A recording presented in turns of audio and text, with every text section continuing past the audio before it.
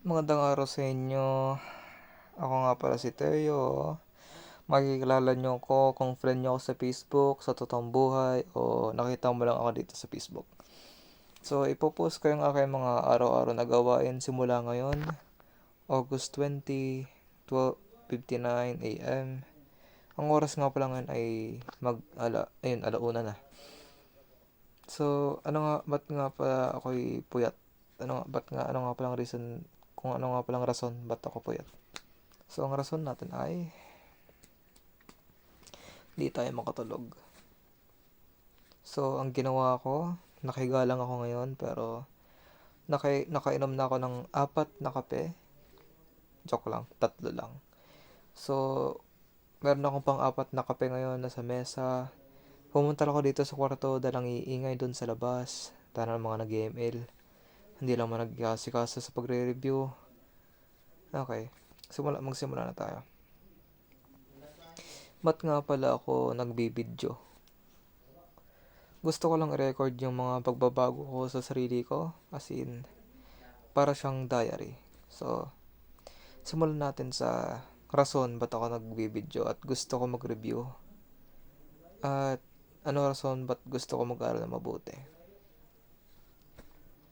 Kasi may posibilidad na ako'y matransfer sa Japan kung tumaas ang grades ko. Kaya gusto ko gusto ko talaga tumaas grades ko kasi gusto ko maka-transfer sa Japan kasi as in bata pa ako, dream ko na talaga lumipat sa Japan, as in tumira mag-isa, ma-experience yung culture, at magtrabaho part-time kasi ang mga senior high ngayon sa Japan ay pwede na mag part-time job, at gusto ko maranasan yun at tumira mag-isa sa mga apartment, yung mga ganon,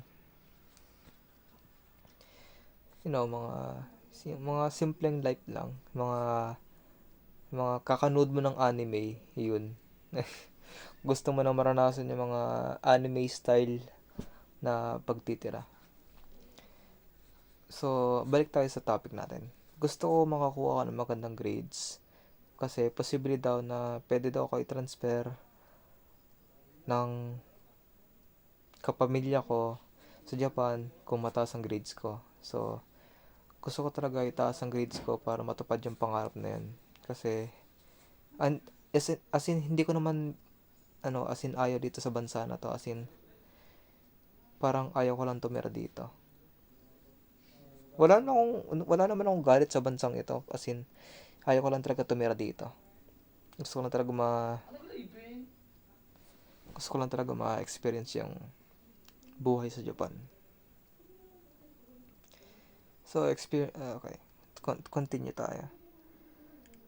Nag-aaral ako na mabuti ngayon. Nagbabago ako as in bilang tao. Dito. Nagsisimula ako magbago bilang tao simula ngayon.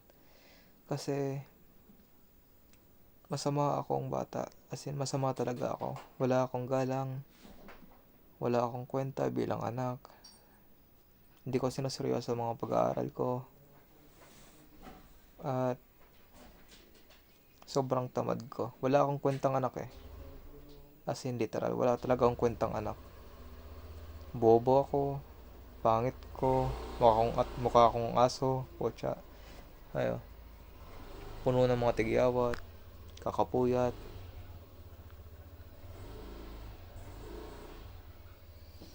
Pero gusto ko talaga magbago. Gusto ko lang talaga magbago dahil pangarap ko talaga to. Kaya gagawin natin lahat ng mga kaya natin para magawa to.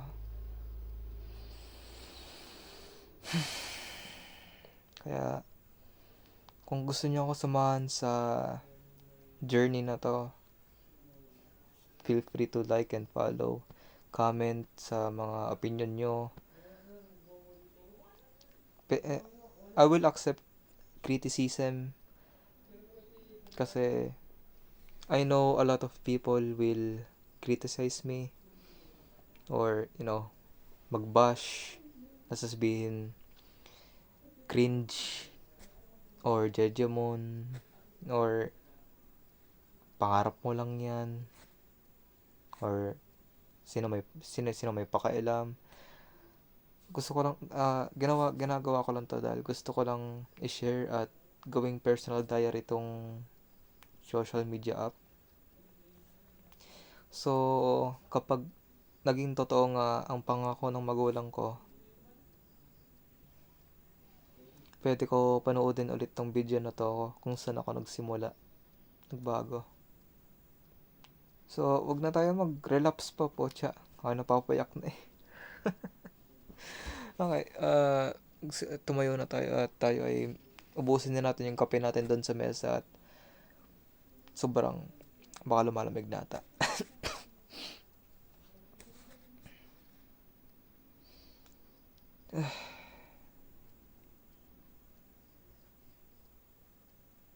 Minsan tinatamad ako tumayo. Kagaya ng ngayon. Minsan tinatamad ako tumayo. Tamad kasi talaga ako eh. Tara tayo na tayo.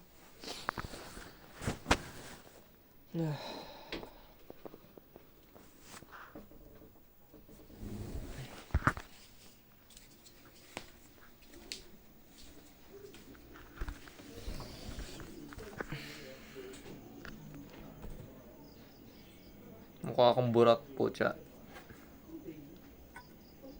Kape ko.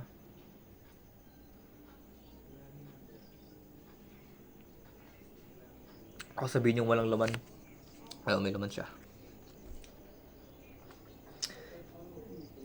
Kung napapansin nyo, sobrang dilim niya. Pero kasi ang ginamit ko ay 2 stick ng Nescafe Classic. Pang-4 na kape ko na to. Yes.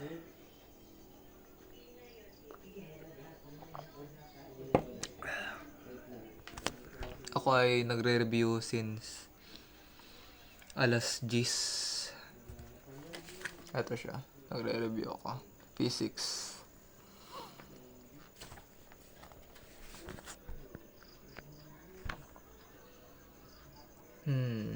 Kasi oras na para magbago, di ba? Siyempre tayo magre-review na. Magre-review na tayo hanggat di na makain ang katawan natin. Gagawin ko lahat para matupad yung pangarap ko, kahit masira man yung katawan ko. Fun fact, ako ay nag-aaral na rin ng Japanese since grade 7. Pero hindi ko sinuseryoso kasi hindi pa naman ako pupunta sa Japan nun eh. Wala naman pera, di ba? Pero ngayon na may posibilidad na ako ay makakapunta sa Japan at mag-transfer, nag-aaral na rin ako part-time. So,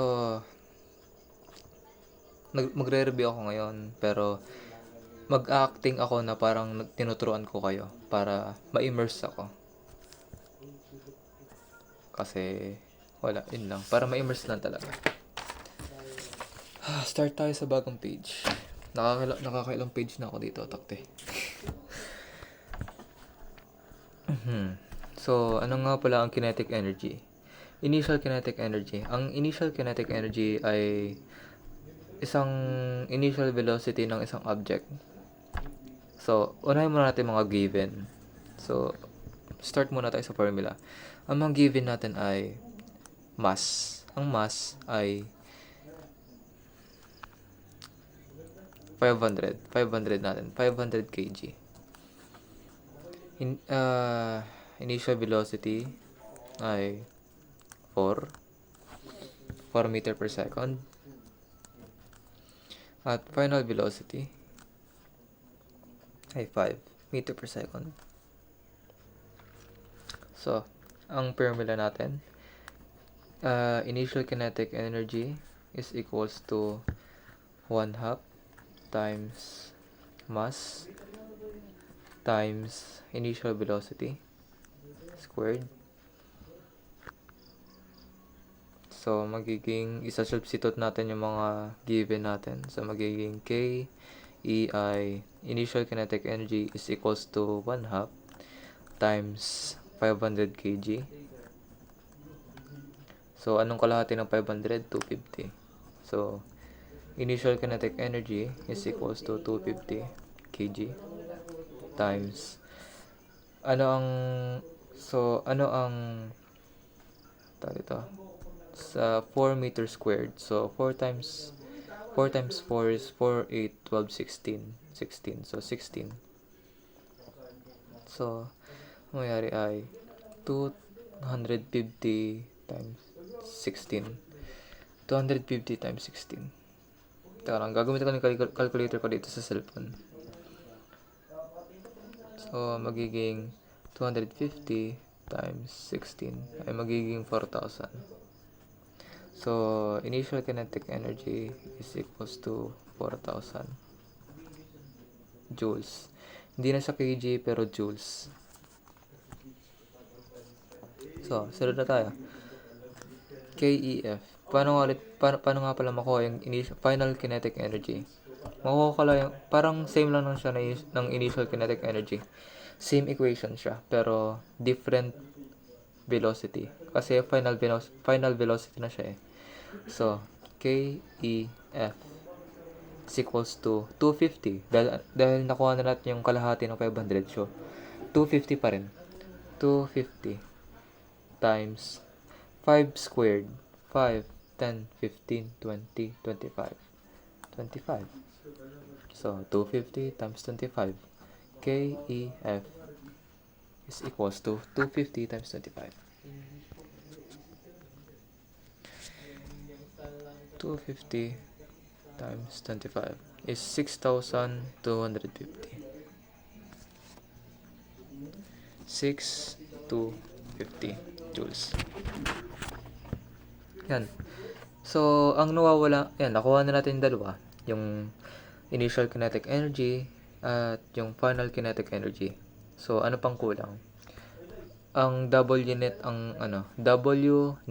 or net weight na kung anong tinatawag ko. Kasi, net weight ang mas madaling sabihin eh. So, wet net. Kulang na ako sa tulog. Nabubulol na ako. Net weight. Net weight. So, ang W net natin ay equals to question mark. Equals question mark. Paano makuha ang W net? Dahil nakuha na natin yung sagot sa initial kinetic energy at sa final kinetic energy, pagpaplasin lang natin yung dalawa. So,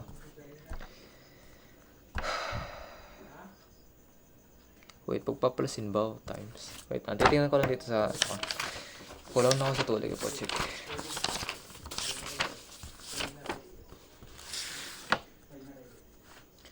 Wait lang. W net. Nasaan na yan? Pagpa-plus nga siya. Pagpa-plus. So, 4,000 plus 6,000. So, magiging W net equals to KEI plus KEF. So, ipapalitan na natin, isa-substitute na natin sa mga sagot natin. So, W net equals 4,000 joules plus 6,250 joules is equals to 6,000 plus 4, 5,200. And magiging 10,250. So, ang net weight natin ay W net is equals to 10,250. 10,250. Yan. Ang W net natin ay 250. 10,250. So, ulitin ko, ang formula ng kung paano makuha ang initial kinetic energy at final kinetic energy ay 1/2 times mass times initial velocity or final velocity. Depende kung anong hinahanap mo. Kung KEI ba, KEF. So, anong gagawin natin kung wala naman yung final velocity mo? So, ang mass natin, bagong problem tayo, mass is equals to 200 kg. Initial velocity is equals to 3. Gawin na lang natin 3. So, 3 meter per second. So, wala tayong final velocity. So, ang gagawin natin ay W net muna. W net. So, for example, ang W net natin ay 1,800. Gawin natin negative 1,800 para mahirapan tayo konti. So, negative 1,800. Yan. So, gagawin na ulit natin yung equation dito sa initial kinetic energy. So, KEI equals 1/2 times 200 times initial velocity squared. So, KEI equals, anong kalahati ng 200? 100 kg. Tapos, 3 times 3 ay 369. 369. So, 100 times 9. Magiging 900, di ba? So, ang KEI natin ay 900 joules. So, ang gagawin natin sunod ay, so, bawal nga, dahil bawal naman yung yung W net equals KEI plus KEF. Dahil wala nga naman yung KEF, isa-substitute natin ipagbabaliktad natin to. Yung KEF naman ay pupunta sa equal. So, yung W net ay ipa-plus sa KEI. So, magiging KEF is equals to KEI plus W net. Goods. So, magiging substitute natin yung sagot natin. So, ano ang initial kinetic energy natin? 900 joules. So, 900 joules. Dahil negative yung ating W net, magiging minus 1,800. So, 900. So, magiging 900 minus 1,800. So, magiging 900 pa rin. Negative 900. KEF equals negative 900 joules. So, 900. Anong gagawin natin sa 900? Hindi pa yan ang ating sagot. Times pa natin to sa 2. Times 2. So, negative 900 times 2. Wait lang.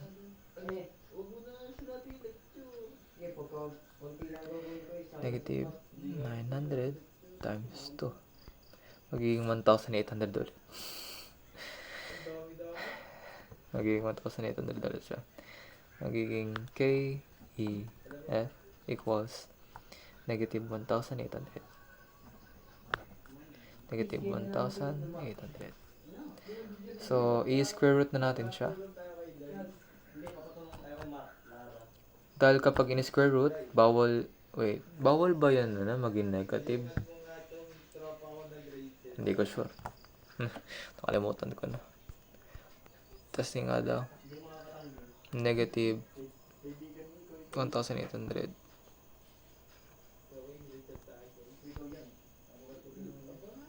Bawal nga siya. Magiging positive nga siya. So, magiging 1,800. Magiging 42.4. So, ang ating magiging ang ating final velocity ay magiging 42.4. The final velocity is equals to 42.4 meter per second. Yan, nahanap na natin yung ating mahiwagang final velocity. Pero double check ko muna to. See you guys later. Wait lang, at titingnan ko lang ang ating sagot kung tama o hindi. Okay, update. Update tayo dito.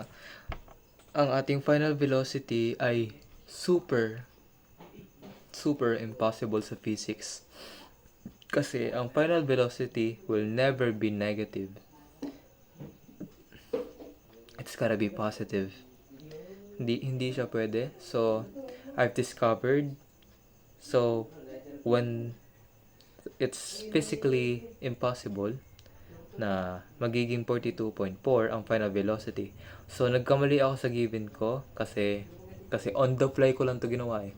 As in, inisip ko lang talaga to. Ngayon lang. So, mali ang given natin, pero tama ang sagot natin. So, lilipat tayo dito sa pinakaumpisa.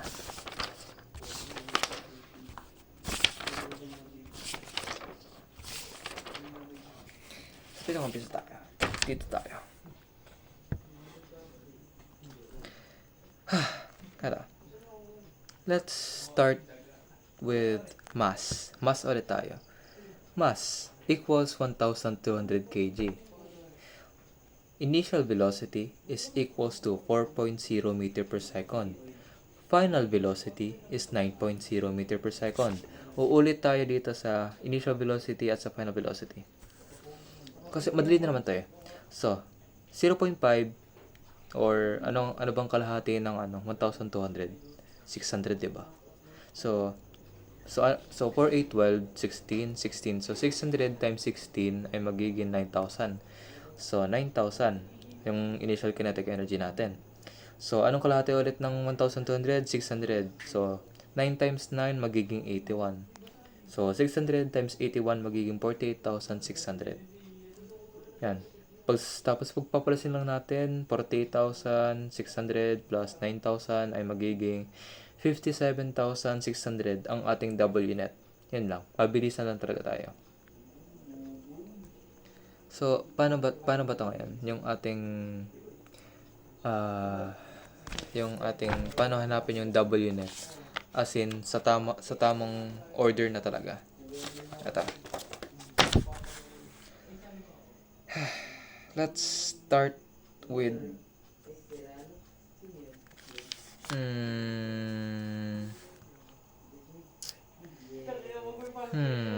saan ba maganda magsimula? Uulitin kasi natin eh. Ask natin yung ating AI friend. Okay. Give me a problem then with right givens. There we go. Yan, magtatanong tayo kay Claude. Ayan. Given.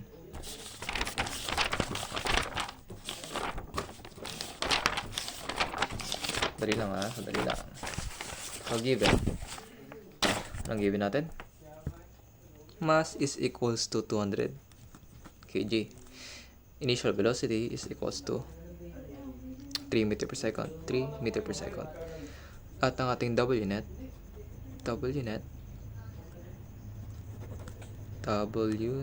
is equals to negative 600J. 600J. Joules. Yan. Okay, simulan na tayo. Okay, 200. So, ang gagamitin na ulit natin yung formula natin.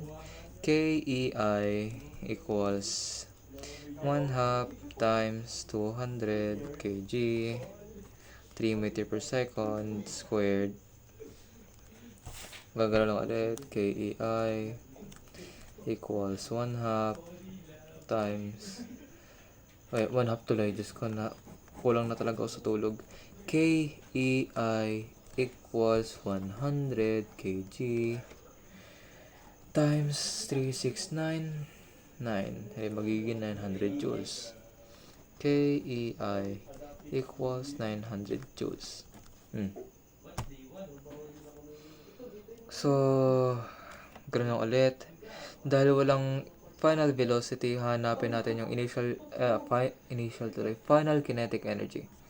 So, KEF equals KEI plus WNet. Ulit natin. So yung WNet at yung KEF, pinagbaliktad lang natin kasi wala nga tayong KEF dahil walang final velocity. So, imbis na WNet, gagawin natin KEF. Yung data. KEF equals KEI plus WNet. Okay.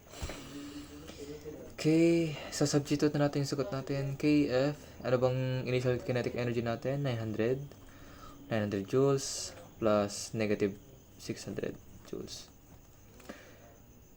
900 minus 600. 9 minus 6. Pwede magiging 3. KEF equals 300.